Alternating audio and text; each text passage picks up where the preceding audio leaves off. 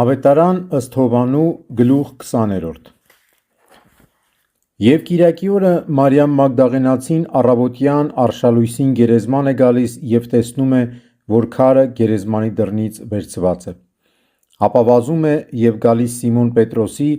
և այն մյուս աշակերտի մոտ, որին Հիսուս սիրում էր, ու նրանց ասում է. «Տիրոջը վերցրել են գերեզմանից և չգիտենք, թե ուր են դրել նրան»։ Պետրոսը և մյուս աշակերտը ելան և գերեզման էին գալիս։ Երկուսով միասին վազում էին, բայց մյուս աշակերտը առաջ անցավ Պետրոսից և ավելի շուտ վազեց ու առաջինը գերեզման եկավ։ Եվ կռանալով տեսավ, որ կտավները այնտեղ էին, բայց ներս չմտավ։ Եկավ նաև Սիմոն Պետրոսը, որ նրա հետևից էր գալիս, մտավ գերեզմանը և տեսավ, որ կտավները այնտեղ էին, և վարշամակը, որ նրա գլխին էր, մյուս կտավների հետ չէր, այլ առանձին ծալված մի կողմ էր։ Այն ժամանակ մտավ և մյուս աշակերտը, որ ավելի առաջ էր եկել գերեզման, տեսավ ու հավատաց,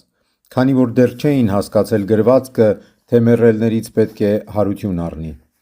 Աշակերտները վերադառնալով գնացին իրենց տեղերը։ Բայց Մարիամը կանգնած էր գերեզմանի դուրսը ու լաց էր լինում։ Եվ մինչդեռ լաց էր լինում, կռացավ դեպի գերեզմանը և տեսավ երկու հրեշտակներ սպիտակների մեջ, որոնք նստել էին, մեկը սնարին և մյուսը ոտքերի մոտ, այնտեղ, ուր Հիսուսի մարմինն էր եղել։ Եվ նրան ասացին. «Ով կին, ինչու ես լալիս»։ Նա նրանց ասաց. «Որովհետև իմ Տիրոջը գերեզմանից վերցրել են և չգիտեմ նրան ուր են դրել»։ Երբ այս ասաց, դեպի հետևի կողմը դարձավ և տեսավ Հիսուսին, որ կանգնած էր, բայց չէր իմանում, թե Հիսուսն է։ Հիսուս նրան ասաց. «Ով կին, ինչու ես լալիս, ո՞ւմ ես փնտրում»։ Նրան այնպես թվաց, թե պարտիզպանն է, և ասաց նրան.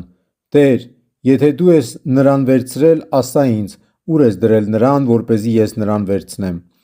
Հիսուս նրան ասաց. «Մարիամ»։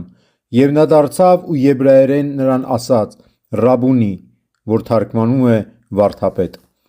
Հիսուս նրան ասաց. «Ինձ մի մոտեցիր, քանի որ դեռ հորս մոտ չեմ բարձրացել։